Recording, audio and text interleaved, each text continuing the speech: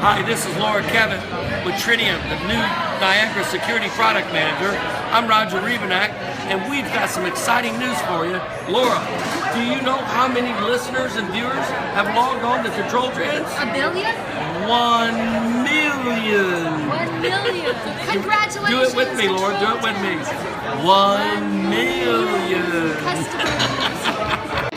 Welcome to ControlTalk NOW, your smart buildings podcast with Ken Smyers and Eric Stromquist.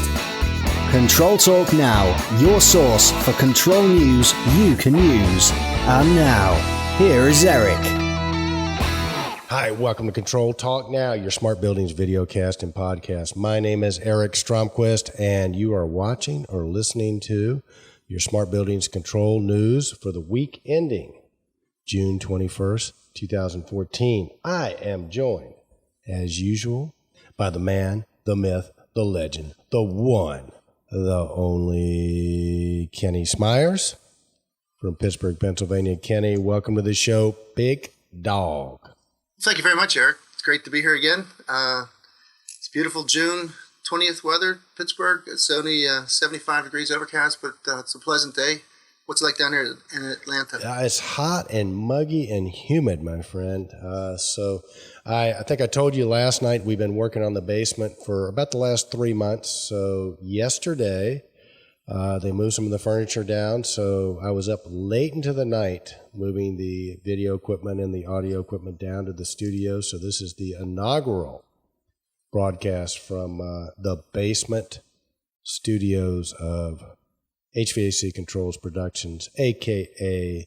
ControlTalk NOW, a.k.a. the guy who's fortunate enough to record the man, the myth, the legend. So down here, it's going to be great when I get it fixed up, Kenny. So hopefully this will work out well. Well, I saw the rough-in of the room, and I'll tell you what, it's going to be amazing. I can't wait to come down there and visit with you and do a couple shows out of there. But can't wait. Well done. Yeah, it's going to be exciting because got a lot of things planned for that facility already. Well, we do, and it's going to be good stuff. And I know we got visitors coming from other parts of the world that are going to be coming to visit us and coming to the studios. So it's going to be great. So hopefully we'll be taking it to the next level. And hey, Kenny, before we get into the show, I mean, Father's Day's tomorrow. So for all you fathers out there, happy Father's Day. And Father's Day. Yeah, cool stuff. So I don't know whether you've been checking HBO out or not, but on the 21st, we got two things tomorrow night that start up. The new version of True Detective, which I can't wait to see. I love the first version. And I say there's going to be a cool football show called Ballers with Dwayne Johnson, who plays an ex-football player who becomes an agent. So, I think it's kind of ironic that they got these two shows starting on the 21st. And maybe it's not. Maybe it's really well planned because these are not the type of shows that our wives are typically going to want to watch. So maybe I'm pulling the Father's Day card tomorrow night and saying, hey, it's Father's Day. This is what I want to watch. So what about you? Yeah, well, I think my wife, we're those series fans. We went through Mad Men. We went through all the good ones, and you mentioned a couple of them, Sherlock Holmes or whatever. So we like those serials. We don't get to watch them when they're live, but then we'll queue a couple of them up and watch them one after another. But yeah, that does look. The Ballers looks like a very good series too. Fun, entertaining. I think it's going to be good. And then listen, are you guys Game of Thrones people? Oh yeah. Did you see the season finale last week? On the Way on the Dragon, and then yeah, all the people. All right, so for all our listeners out there that are Game of Thrones fans, if you like the Walk of Shame, reach out in comments and just give us a thumbs up. I'd like to see Cersei Lannister have to take that Walk of Shame like every season. What about you? I don't know. That was like that was too graphic and intense. Because the crazy thing about Game of Thrones and those historic based series is that they're very well researched, and it's true.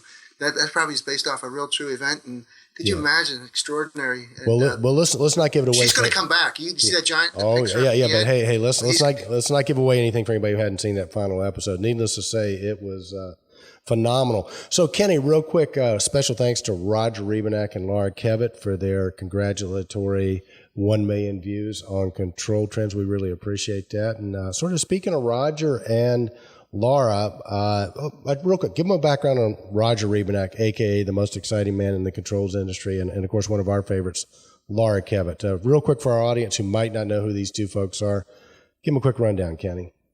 All right. Well, first we'll start with Laura Cavett. She took the. She's now officially with IBcon Security, and she's got her hands full, and she's very competent. And she's going to do it because we need somebody like Laura to take us and transition us. We do security, IBcon and Honeywell Web Security, and the three key figures in that whole mix is Roger Rebenak, Laura Cavett, and Richard Bogle that I work with. And Laura's now in charge of IBcon. She took on a position there, and she's going to be the point of contact and really oversee a very exciting transition as the IBcon Jace goes from 3.6 to 3.8, and then of course into Niagara 4 eventually. So we've got a tremendous amount of work, and she's the person to do it. So congratulations on her new position. And Roger, Roger's coming to Pittsburgh. I'll tell you what, he's one of the most passionate guys and one of the most knowledgeable guys in our business. And he really believes in the Niagara framework. He really believes in the concept that, there's so much potential with the Jace, and there's so much potential with the Niagara framework that we as integrators and as IBcon Systems distributors and Honeywell Web distributors, we have such an opportunity. We have not even scratched the surface, and there's so much potential to sell out there. And as Niagara 4 comes online and we become better at the sales engineering process, we might get lucky and get some of the big jobs like you just got down there in Atlanta. Tell us about that. Well, yeah. Roger and Laura are actually in, and this really speaks well to Honeywell support, especially guys like Roger and women like Laura Cavett, who incidentally was the 2015 Control Trends PID Award winner, Passion, Integrity, and Dedication. These guys are great. We had a huge job in Atlanta, big skyscraper down here. It's a signature job. We went in, we talked to them about adding the Honeywell Access and Security to it, because you can do that seamless integration. And basically they wanted us to use a security company that they work with. This security company was kind of interesting, Kenny. They started out and they really railed against the concept of integrating the security system in with the building automation vis-a-vis the Jace. They just told the owner that they didn't think it was a good idea. We prevailed. I had lunch with Roger, the integrator, and Laura Cavett, and the integrator is just all about it now. He gets it. He's actually bought some other door readers and stuff from us. But it was fantastic. I mean, the lights went on, and this guy is a full-blown player. And so to put it sort of in perspective from a distributor standpoint, which you and I both are, Kenny, this is a company, this is a market, this is an industry, meaning the security industry, that we just never touched. And now we've got a great customer. This is found business for us, who really believes in this Honeywell security integration piece, which is fantastic. So, people in our industry are obviously going to say it's a great idea, but when somebody sort of starts out going, it's not a great idea, when they get into it and all of a sudden they're believers. And this guy is saying, the fact that you can get that security Jace now that also has some HVAC, building automation controls function, so you can bring that in as well. He's looking at his entire customer base and saying, hey, we can do the security with the Jace and at the same time control your building automation, your HVAC controls. So it's a win-win-win all the way around. The owner is absolutely thrilled. It's going to be a showpiece job. So Jonathan Schultz, if you're out there from Onyx, we got another building for you. We're just building up. And Jonathan's the guy we met at Realcomm IBcon, invests in a lot of these buildings, owns a lot of these buildings, and we're going to get him on the show sometime soon as well, Kenny. All right, Eric, just to summarize, Roger Rebenak has a new title too. He's Business Development Leader for Security and Energy Management, Telecom and Data Center Solutions. And if that doesn't speak volumes there, that Roger's got his hands into the new technology, the emerging technologies. We know that data centers is going to become a very, very big targeted market for integration, and the Niagara 4 framework is going to play a big role in that. And not to make a stretch, but as we go into the show a little bit further, we're going to talk about the Realcomm general session, and the guy talks about Bran Ferren talks about how we've got to transition to a new building. Our technology is there, and if we don't see it, somebody from outside our organization is going to take our business from us because we are just too stuck in a sweet spot. Oh man, I can't wait to get to the Bran Ferren thing. What Roger says is I'm tying those two together, maybe raggedly, but the opportunity to take the Niagara 4 framework back to the customers and re-establish new bridges into the silos in these buildings or whatever, to me made perfect sense after listening to Bran Ferren, because he's telling you the technology's there. Now you need to go apply it. You need to get out of your sweet spots, look at what you have available because the technology's here, and then create a product, create a business model that it uses as technology that you're familiar with and it's there, and reconfigure it, he says, and then go out and sell it again. And I think, I'm going to reiterate this when we get this. I think you're dead nuts on it, Kenny, and I think Raj is doing that. I'm going to reiterate this when we get to that post. But one of the things that Bran Ferren says is the people that invent the technology don't really know how to apply it or what it's used for. And one of the examples he gives is the Wright brothers said that an airplane could never be used in the military. The government said to him, the Wright brothers went to the military and said, here, we got this plane. It's going to change warfare. And the U.S. Army at the time reviewed it and said, we don't see a fit here. We don't see it, guys. Yeah. So I didn't mean to step on it. I just meant, but he was, you're right. And I can't wait to get to that too, because there's just 4 or 5 major examples where the technology came out and they didn't know how to use it, to include the telephone. All right. Well, listen, let's save that till we get to the Bran Ferren. So, cool, Kenny. Well, listen, I think today's going to be a little bit of a shorter show. We've got a bunch of stuff that's coming. We've got some correspondents in Mexico that are going to be coming on the show. You and I had a conference call with one of the top players in India earlier in the week. He's going to come on and report from India. And, of course, our friend Rachel McElhaney from Down Under in Australia is going to give us an update on what's happening down under. So if you're one of our worldwide Control Trends listeners, we are looking for correspondents around the world. And, Kenny, what we're looking for is the ability to, on every show, have somebody from another part of the world sort of report on the trends that they're seeing or what's going on in that market. So it's going to be fun. So to all our correspondents out there that are putting their videos together, can't wait to get them. And the Control Trends community is getting bigger and the world's getting smaller. Don't forget too, Eric, the great you've brought the ability to read our Control Trends in Spanish now. There's a Spanish language module that for the Latin America countries, South America, and the parts of the world where Spanish you prefer to see things and read things in Spanish. We've got that's something you can do now with WordPress. You can go on there and get the Spanish version of the Control Trends posts. Yeah, we're trying to, at first we thought it was going to be really simple because Google has a translate. And my wife, who is fluent in Spanish, said that it's ridiculous. It doesn't work. It doesn't make sense. And then showed me a video on YouTube where they were actually taking something from English, translating it into Spanish, and then translating it back into English again in all these different languages. And by the time it comes back to English again, it just doesn't make sense. So I think Google is good for a cursory sort of look, if you will. So we basically have had to hire some translators to do that. So we don't have that many posts up on the Spanish side of the site, but if you go to the thing, you can see a little Spanish flag. You click on that, and you'll see the Spanish version. So if you think it's a good idea, if you're a Spanish speaker and think it's a great idea, please reach out and let us know because it is kind of costly to get those translated. Well, Eric, we're going to tie these global informations into some more posts, more information. EasyIO, they have an update now. We'll be putting a post on there regarding the tremendous momentum that's gathering for this global event that's going to be in Paris. EasyIO, we know, is just getting bigger, stronger, and more participants. But we just got an update on their show, and we'll post it on there. It says that they've got the itinerary is extraordinary. Eiffel Tower. We're talking about the Lido restaurant and nightclub. The sponsors are growing in number. Let me just see here. The sponsors. We got 2 more now. I saw come in.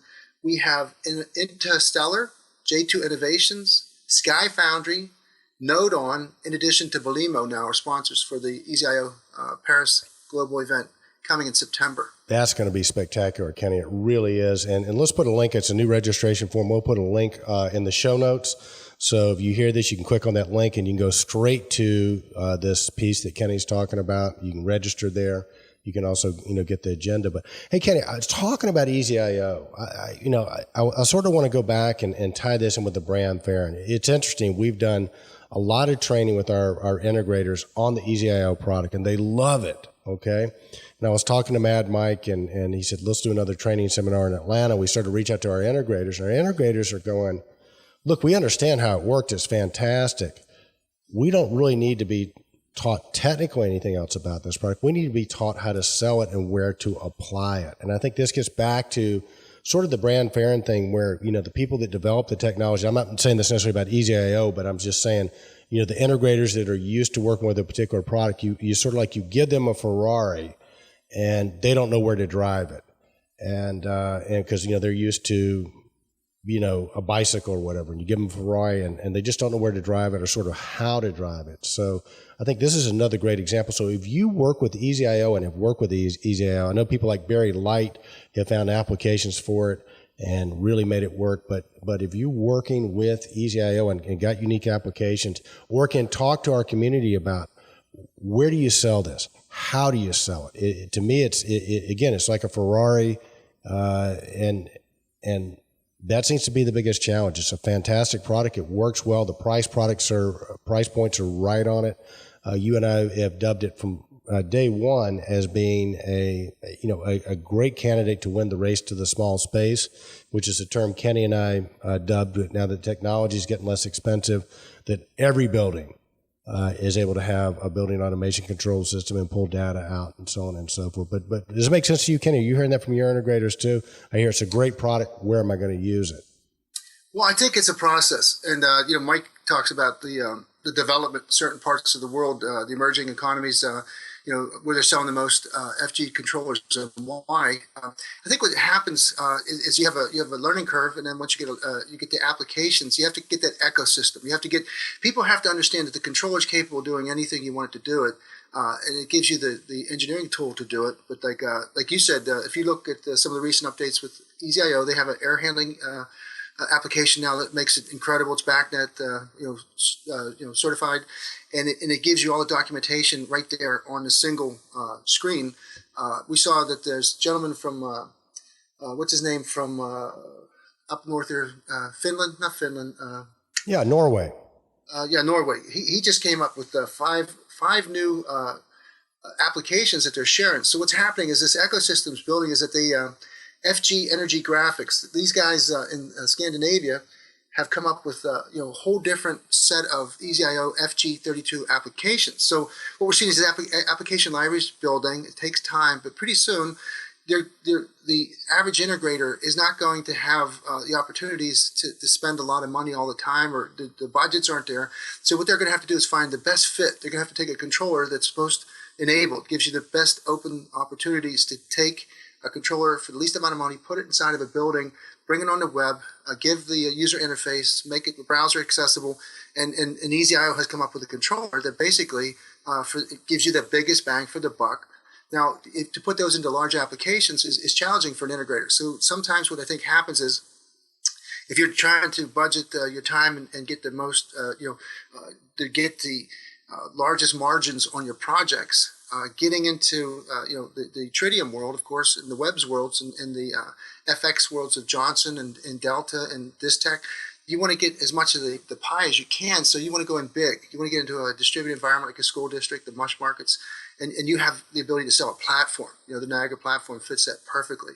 And then you can integrate all the buildings and you can optimize things, aggregate information, do big data, whatever.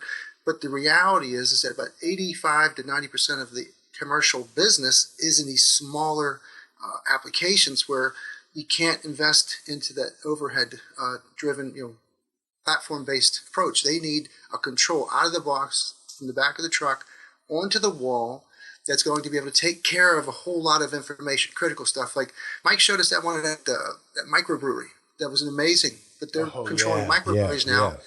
Yeah. And the guy that wrote that application now is selling that application. We have the guy that is Daikin. Not Daikin, Aeon units down in Baltimore. Very light.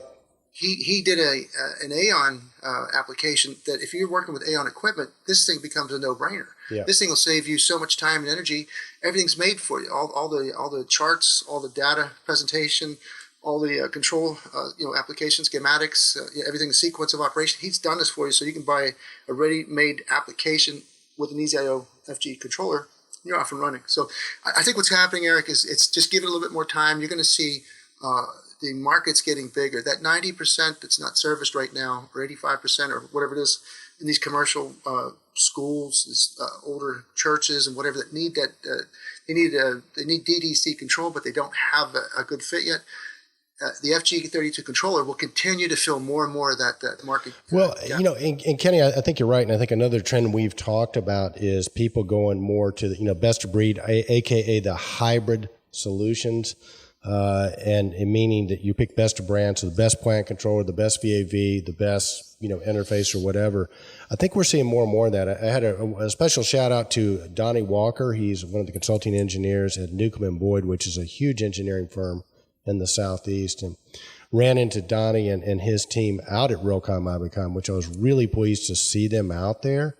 Because a lot of the consulting engineers, haven't maybe really gotten on board with the new technology yet, but Donnie is a guy who has. And so guys like him are beginning to embrace the concept of the hybrid solution and sort of putting it, wrapping it back to Bran Ferren, which we'll talk a lot about. Bran Ferren says one of the first signs to death in this new economy is getting stuck in what's worked for you. He says if you adopt that, and most people, because it's logical to say, hey, if this works, we don't break it. If it's not broke, don't fix it. And he says it's a sure sign of death, in today's business environment. And so I applaud guys like Donnie Walker at Newcomb & Boyd because they're really getting out there. They're doing the research. They're willing to change and make things happen. So I think you're right. We're going to see more of the hybrid control solutions as that goes on. And then again, it sounds like Mike's got some great spot applications. The microbrew, which we'll edit that video, we'll get that footage up, Kenny, was really phenomenal. But sort of in the meantime, I think this is something to be thinking about. I mean, is there something that Mad Mike and the boys can do in terms of training to sort of shine a spotlight more on where this fits, or maybe how to sell this, or how to get the concept across?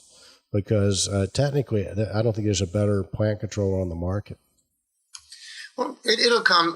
You're right. Bran says that the same instincts that made you successful will be the same ones that condemn you at the end if you don't change those instincts, because there's time sensitive. They come and they go, and you have to rejuvenate your whole sensibility structure. The sensibility, it's the way you feel about things. The worst thing you can do is get long in the tooth and say, hey, I don't want to try this, or I like this better, or whatever, because that's when you're in trouble. But the hybrids, when you think about what's available now, when you have like a KMC, when they have the Simply VAV, you talk about Nevtronics that have these supercharged I/O modules and these amazing standalone things that can be integrated later. You look at Viconics and you look at the suite of thermostats that they have, that product portfolio, it just keeps getting better. So that what happens is we as an industry have to keep evolving and keep finding ways to sell these hybrid solutions into areas they're not developed yet. So everybody thinks that we're going to go into the same area, we're going to compete for that same building space, and the reality is if you're doing that, that's old style business, and you're going to run into exactly what we're going to cover with Bren's article or Bren's post. No, you got to go out different directions and into a different different approach, a different business model is required using these hybrid solutions. Well, and I think what's so cool about that, Kenny, is you got guys like Ken Sinclair who've been around for a long time that are not like that. They are questioning everything. Guys like Paul Oswald are these are older guys that are established, that have been tremendously successful, and they're living what Bran is talking about, which makes a lot of sense. And I was talking to Paul Oswald, and my philosophy, a business philosophy, and I think his is too, is that you can fight over pieces of the pie or the pieces of the cake, which is what most people, like you said, traditionally do, or you can figure out a way to make a bigger cake or make a pie instead of a cake. And I think that those are the keys to success. I think when you go to something like Realcomm IBcon and you begin to talk to the people, you realize that the possibilities with this technology are infinite. And to sort of get hyper-focused on doing it the way we've always done it, I mean, you're still going to do a lot of that, don't get me wrong, but I think when you're going to make your millions or billions or whatever is by doing things differently and going into other markets. And I think that's what Mike and Lem and the boys at EJO have done, and definitely with KMC. Look at what they're coming up with. They're thinking differently, they're acting differently, and I think we're going to see Yeah, KMC, and they won the Digi Award for Best Technology at Realcomm IBcon, so congratulations on that. But they're partnering with Dell and Intel and creating, just we've talked about it in the past. Their VAV controller has the near field communication built into it, so without even taking it out of the box, you can take your smartphone and touch the top of it and programming these things without powering them or taking them out of the box, which is revolutionary technology. And we're in the midst of it, Kenny. I mean, you and I have talked a lot about, and worried a lot about. I mean, even before we sat down with Jim Young 2 years ago in San Diego, and he said, let me tell you what's coming. You guys should just go ahead and try and get out of the business now while you still can.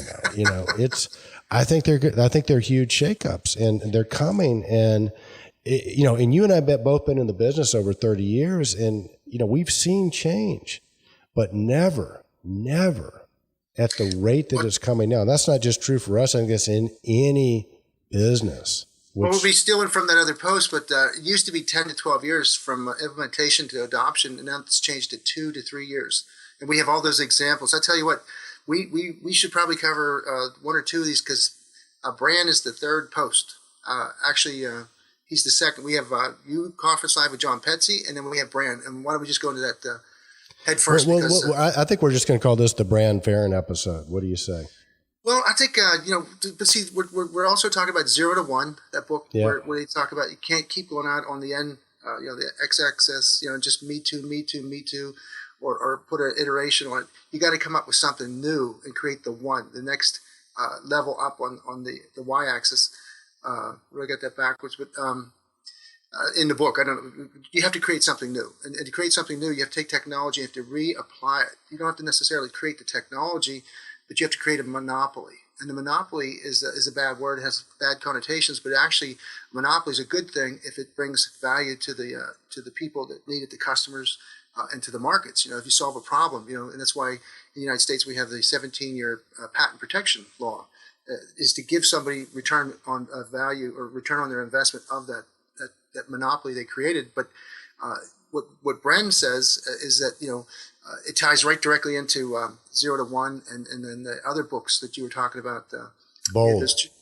Bold, and then abundance. What's the other one? Where in other words, we're just at the beginning. Everybody thinks that we're past when you look at the different ways to monitor where you're at and the new technology coming in the intersection. Did you miss the boat, or like he says in his post, we're already dead and we don't know it, or are we just at the beginning? And the coolest thing, I think, the most invigorating aspect of Bran's presentation is he said it didn't even start yet.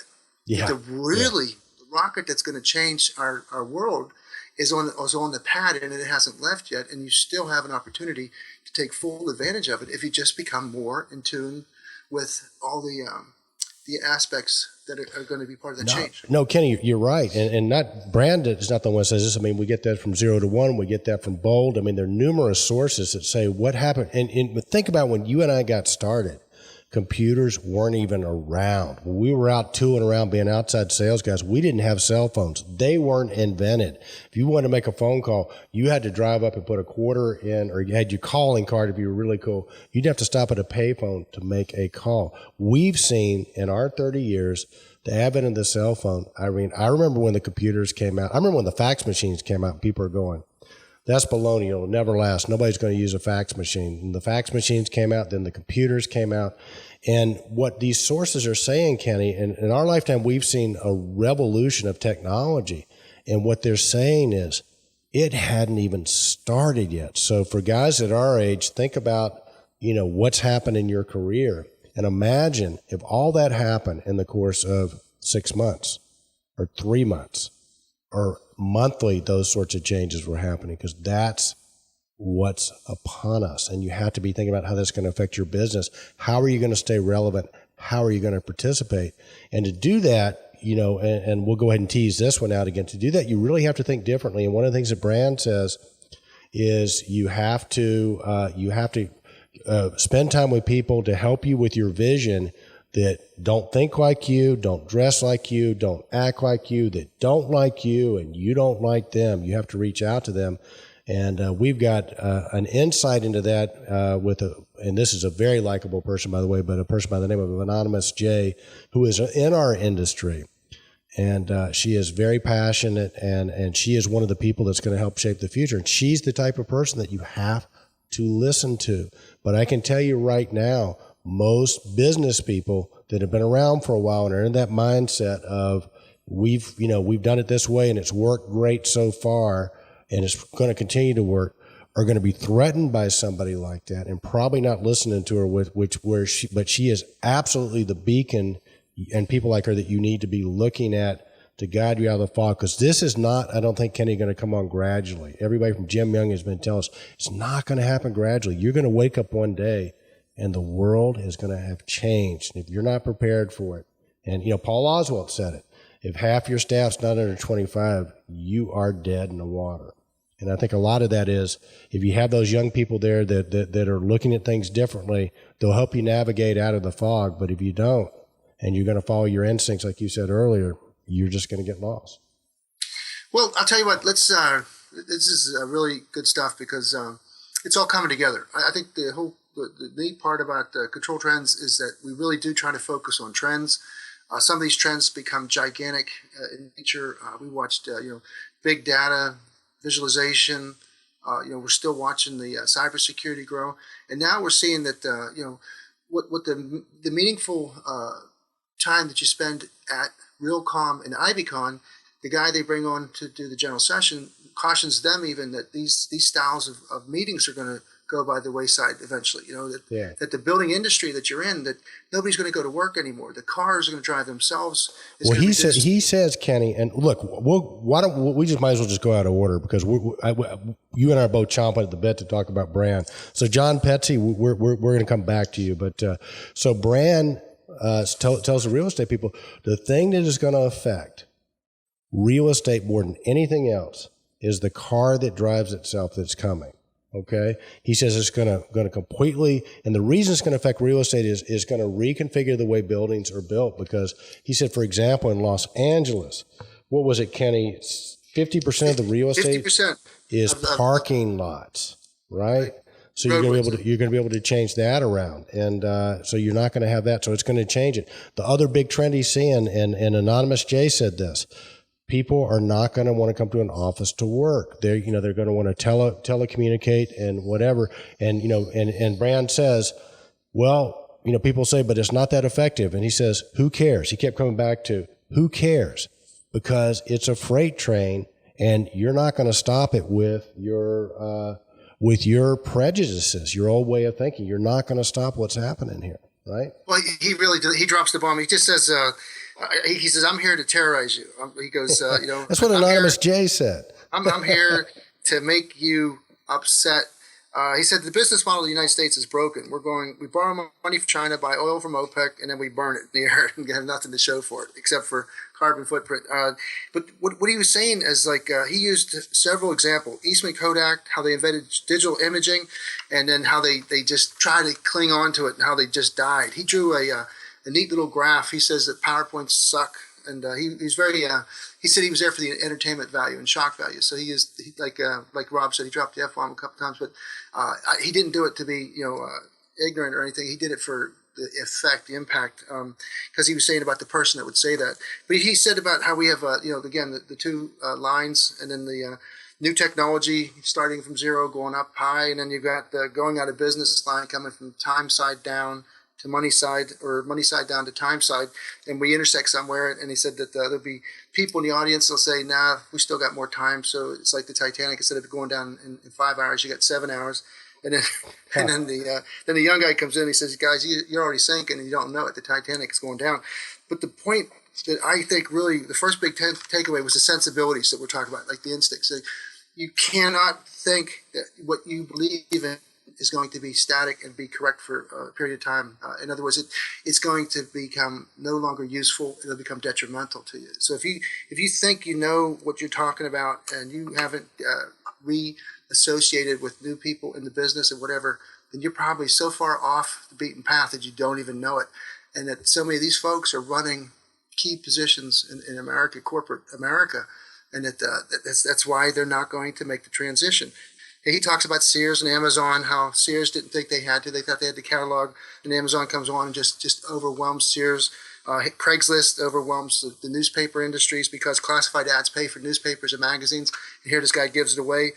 But basically what he says is that the planning horizon, that the competitors are almost never from your industry. You don't even know. So that's why when we go to Realcomm and IBcon, and again, hats off to Jim Young and Howard Berger for bringing these people's this mentality to our forefront so we can consider the realities that we're in. But he said, so we have like Dell and Intel coming in looking at the control business. We have all these other new players coming in looking at our control business, thinking, well, heck, we could do that easily, whatever. And we're trying to make it more hands-on and more, protocol specific and license driven. And we're just going to see somebody come in and just make the whole thing, turnkey. It's going to be as easy as plugging in your dang computers with your printers, with your other office equipment. Now you're not going to plug it in. You're going to use wireless technology. So he really and truly ran the gamut on where we're at and where we're going to be. But the most incredible thing was the optimistic departure. He left everybody worried, concerned, but he told us that, he gave us the instructions. In fact, the six items that he said you got to go with. I don't know if you want to cover that. Because let's cover the six. Yeah, the 6 keys. This is. He says you have to have vision. Your vision has to be compelling.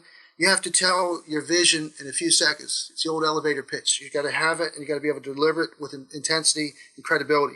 You have to have talent. You need to find people and attract them, and you have to help them help you create new value and new markets. You have to have trust. People have to trust you. Customers have to trust you.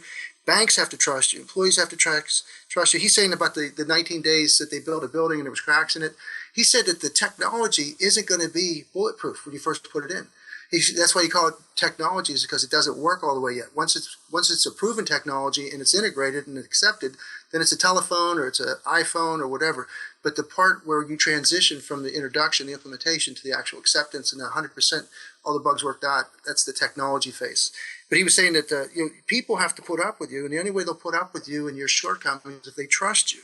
Then you had relevance. You have to have visibility. You have to storytell. You have to be like Steve Jobs about your own market, what you're trying to do, how you make a living. You have to be able to tell a great story and convince people. You have to evangelize, he called that. So you have visibility. You've got to get into people's range. You got to get on people's radar. They have to know who you are, what you do. And he said the most important one, he said that this was he could have done the whole presentation on this last item. He said this is more important than war, poverty, AIDS, and it's education. He said we are in a crisis situation in America.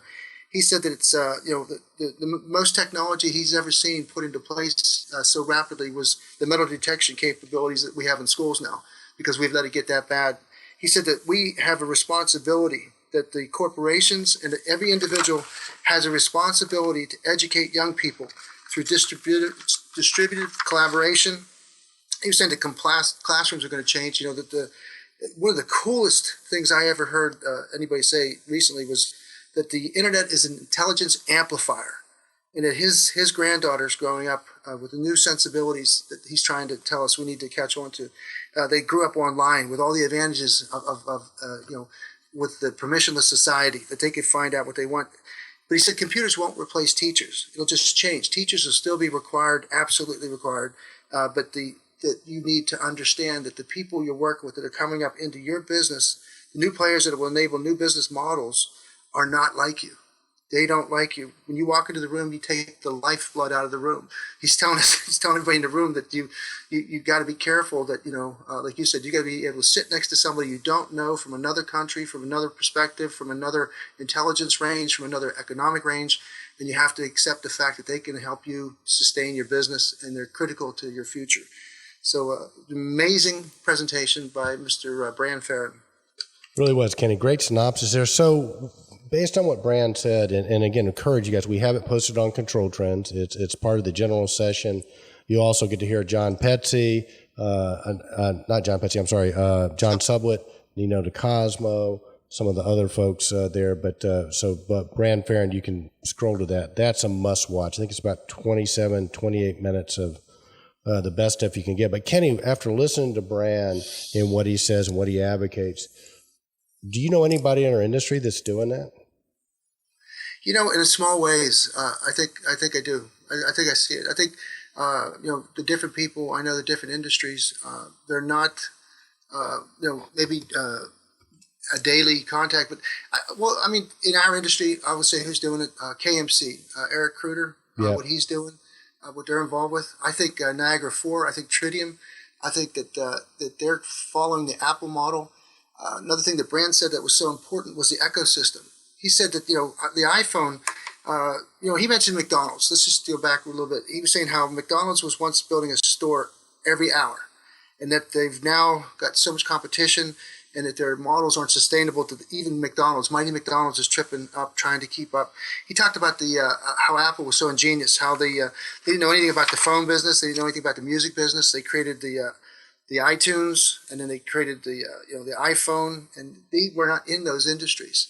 They saw something, they created a beautiful product, he said, and they weren't afraid of jumping into it and figuring things out as they went along. Well, Kenny, I want to hop in real quick because the thing that impressed me most that Bran said about Apple was the number one product that they sold before they even got in the phone business was the iPod. And you and I remember when those came out. That was the number one selling item that Apple had.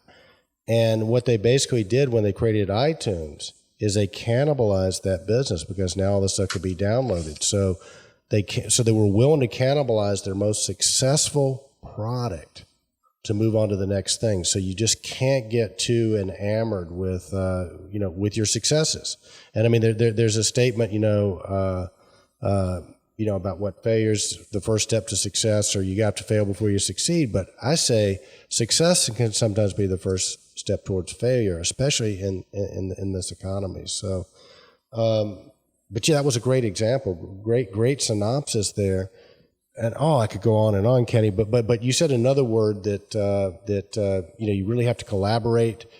I think we're seeing it in our industry. I think Haystack. I think the folks involved with Haystack are embracing these concepts. We talk about Ken Sinclair and Paul Oswalt. Guys talk about, and we've talked about where people that compete on a daily basis come together and then they cooperate to sort of build the bigger piece of the sky, bigger piece of the pie, and make a better product. Haystack's a great example of that, I think. I think you look at guys like Jason Briggs and Scott Mensch, Eugene Mazzo at DG Logic, and those guys are on it. So I think the folks at DZIO are all over it. So I think we have a lot of people that are doing that in our industry.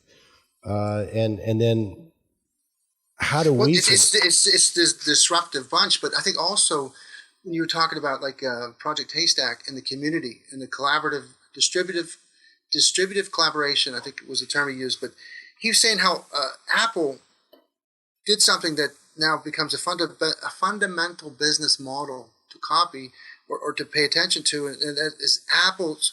The apps are making Apple bigger, better, and more important because Apple put the framework in there, but it's the people that make the apps that make Apple so strong, that make that iPhone so strong.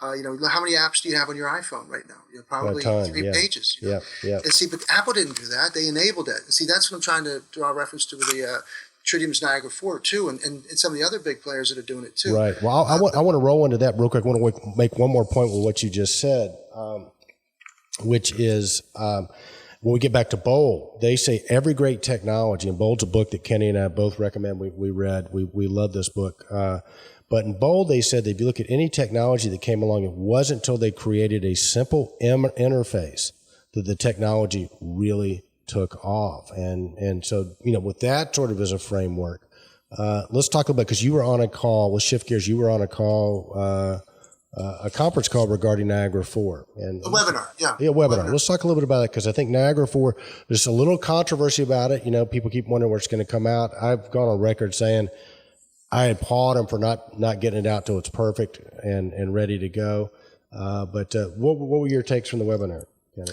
Well, I think, just to start out kind of slowly, but we've known for probably 9 months in running that Niagara 4 was on its way out and, went through an intensive beta testing. And, Tritium is really going global. We know that they were at the IBcon down there in Texas. They're going to be at the Data Center World. It's actually another event in National Harbor, Maryland. September 20th through the 23rd. They're going to be in Inside IQ Fall in New Orleans, October. They're going to be a Critical Facility Summit, October in Charlotte. Intelligent Building Systems in Paris, October 7th and 8th. Greenbuild November 13th through the 18th in DC, and then China December 20th through the 30th in Beijing and where else. The thing that I think the webinar was about is there's a migration coming. N4 now is going to hit us on the road level where we're at, where we have our buildings and we have our systems integrators, and there's a migration process that it's kind of intense. It's going to require some bridge training that you're going to have to go from AX certification to Niagara 4 certification. The good thing is that they're going to make that available, on the internet, and you're not going to have to go in residence, down there to one of the places that can give the certification for Niagara 4.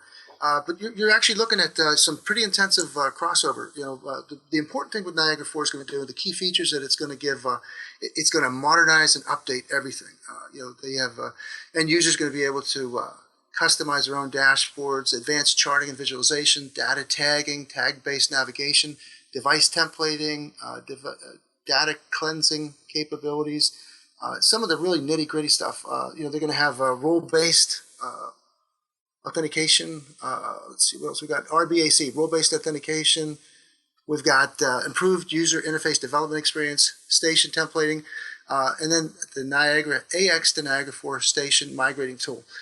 You're actually going to go through some sort of a flow chart where you get started. You can decide if you're going to go into the NIAX station platform, Niagara AX backup service. You come down in your flow chart.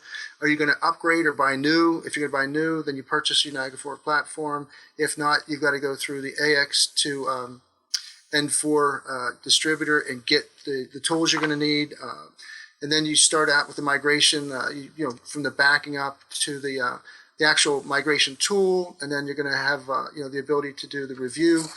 It was a great seminar, and it's archived, but I took probably 6 pages of notes because I'm going to have to go out and make sure I know how to do this and then get my training. They got a special program for distributors that are in the IBcon network. I'm sure Honeywell Webs, I'm sure Johnson FX, I'm sure everybody that uses the Niagara framework. I know that LinkSpring has taken a strong lead role to get people certified. So LinkSpring is a great opportunity for people that have to do things in important. But basically, there's just some nuts and bolts things. You got to go through your, backing up the station, and then you review your migration report. There's 2 primary things. There's controllers. They're going to use templates. The tools look like templates, and they're very excited about the templates. They're a new feature for copy files and pasting.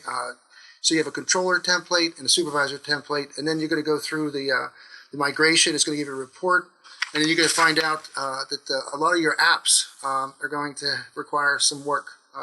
They're not going to be able to go right to Niagara N4, so you're going to decide if you want to bring your alarms and histories. You can leave it, or you can bring them with you. So you get to pick and choose some of the things, but I know that it's going to be going to create a lot of a lot of ripples out there. And what I want to make sure I say is that I'm very excited about it because we're due.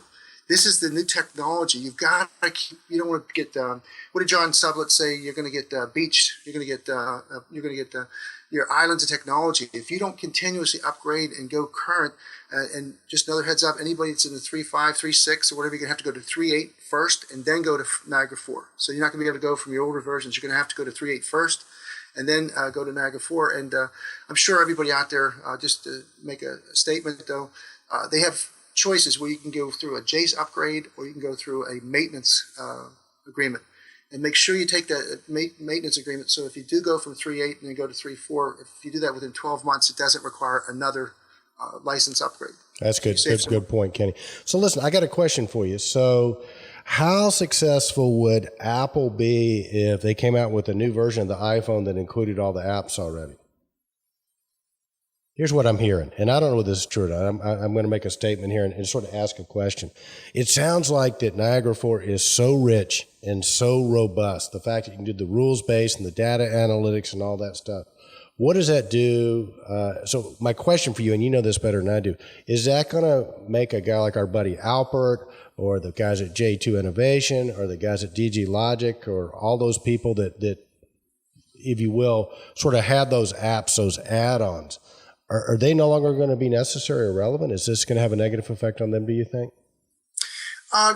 No, I think what will happen though is if you're using their products right now, you're going to have to go back in and amend them. You're going to have to do some updates. So if you're already using J2 or DG Logics or you're doing one of the drivers, within 2 drivers and stuff like that, I think you're going to have to go back and you're going to have to make sure that you fix them so they're compatible with Niagara 4.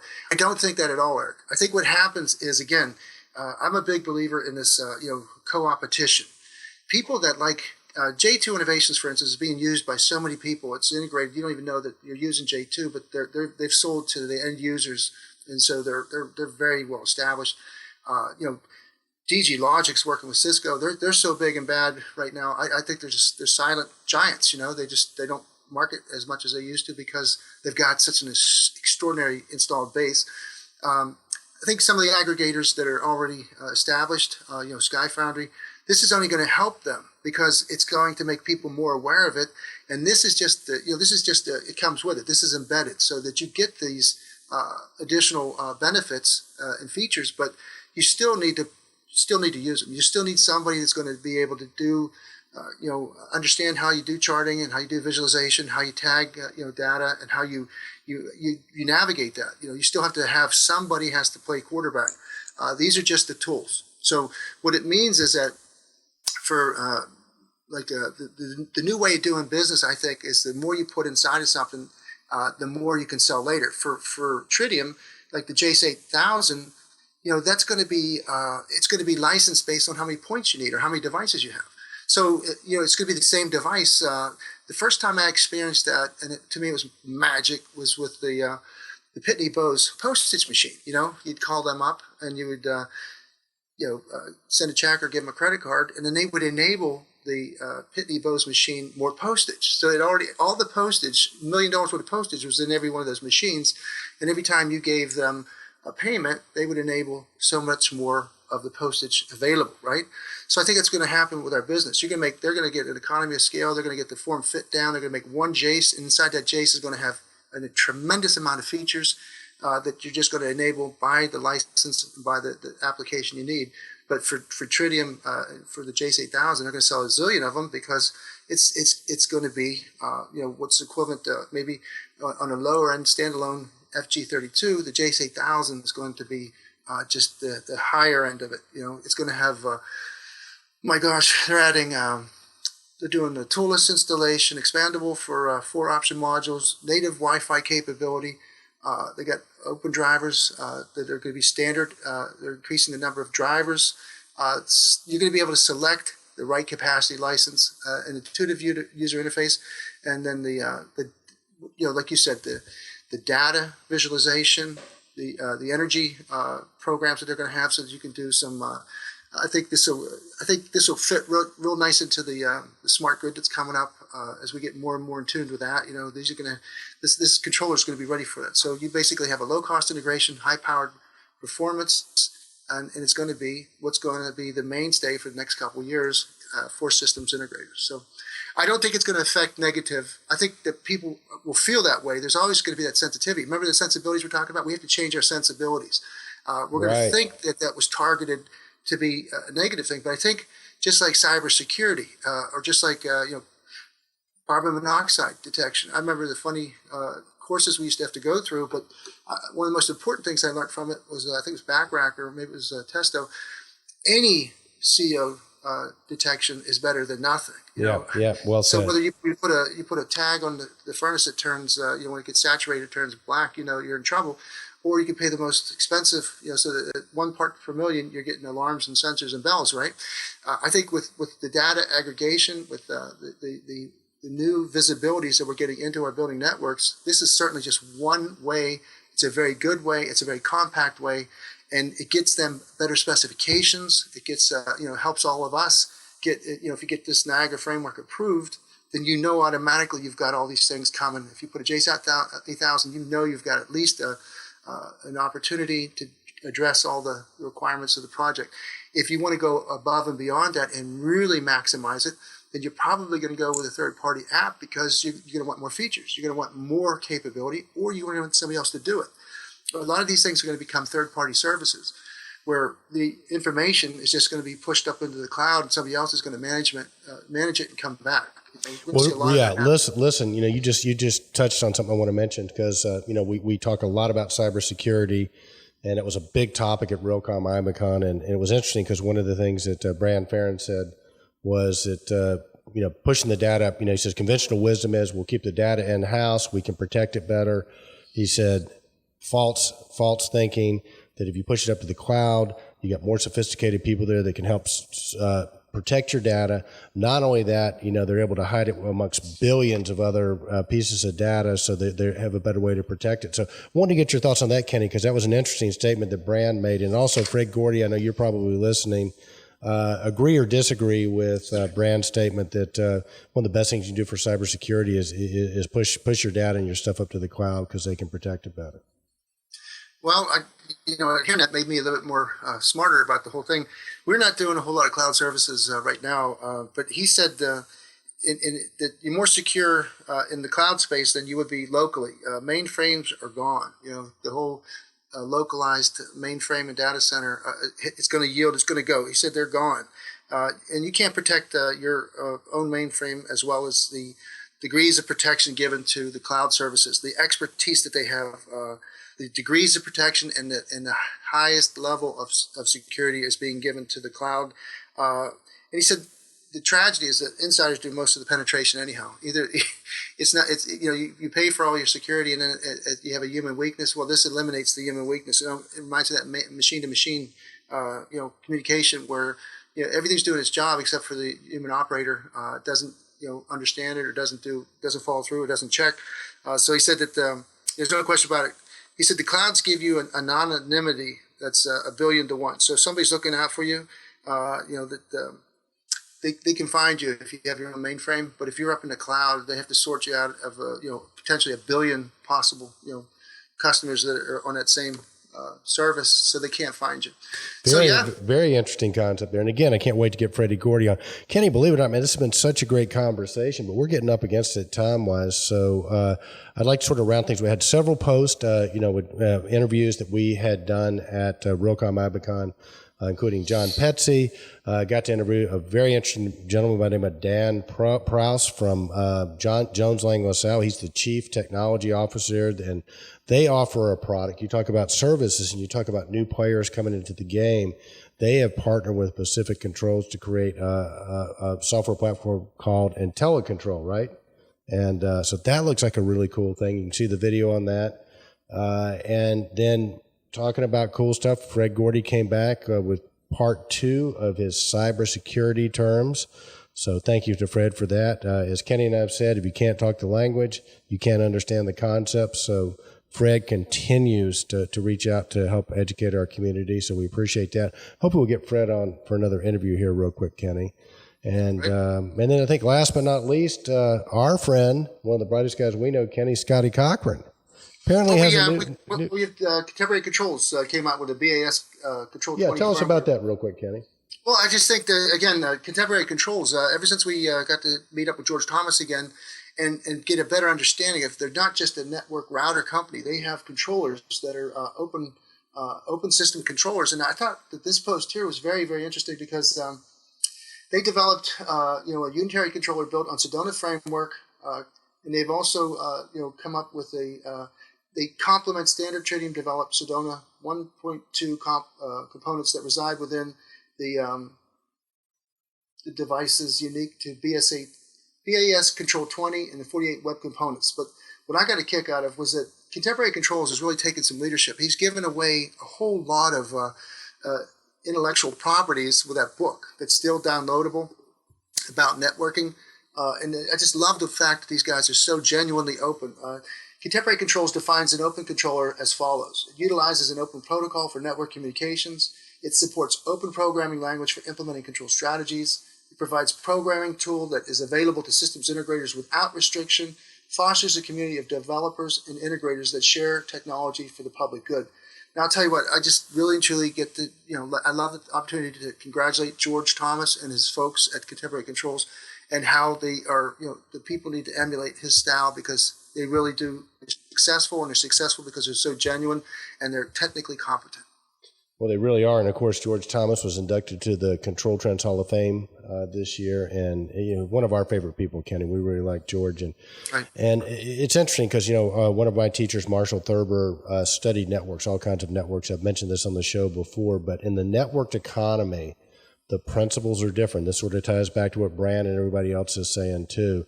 And one of those principles is givers get. And George Thomas certainly exhibits those qualities, and just a great guy, and we appreciate George.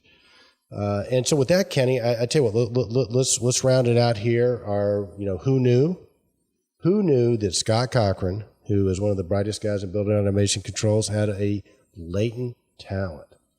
So Scott had his mini summit up in Michigan about a month ago, and he created a video. He wrote and produced a video all about technical support at Cochran Supply.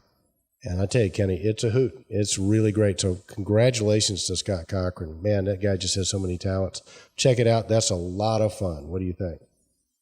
Well, yeah, I thought it was a very interesting spoof on I like the Twilight Zone background, but I think those guys really do it well. I heard that their mini summit was an absolute success. Hundreds of people there. Some of the top people in the industries were there. I know Contemporary Controls was there. Yep, he does a great job. And I think it's a great intuitive thing about the spinning of the wheel when you try to answer your... Well, let's not give it away. I think this is worth, trust us. You'll enjoy this video. So, Kenny, with that, I sort of want to round out, thanking some people. We had some more people announce they're going to be platinum sponsors this week. Johnson Controls, Chris Eichmann, announced that they're going to be back for the Control Trends Awards as a platinum sponsor. So thanks to Chris and his team. Gary Weber with Polimo has announced they're going to be platinum sponsors. And they join a host of others, including Sierra Monitor, Delta Controls. Who am I missing here, Kenny? Oh, EasyIO. Yep. KMC. Yep. KMC. Contemporary Controls. Yep. So they're all in. So we really do appreciate that. Kenny, we've been doing a little bit of groundwork. Just so everybody knows, again, we're going to be doing it Sunday night before the AHR show. And part of that, most people get in Sunday afternoon. They're looking for something fun to do Sunday night. By doing it on Sunday night, we think more people will be able to attend. We are looking at venues right now. Let's just say we're looking at some cool places. And we will announce as soon as we have it tied down. All right, Kenny Smyers. So listen, another big week on Control Trends. Thanks again to Roger Rebanek and Laura Kevitt for that great congratulatory 1 million viewers on Control Trends. And also thanks for the help this week down at our clients. Good stuff there. Kenny, get outside, play some golf. Hope you have a great Father's Day tomorrow. You too, Eric. Thank you very much. All right. There you go. You have another episode of Control Talk Now, your smart buildings videocast and podcast. I'm Eric Stromquist. He's Kenny Smyers. Have a great week, and remember, stay in control. Indeed, Eric. Indeed, Kenny Smyers.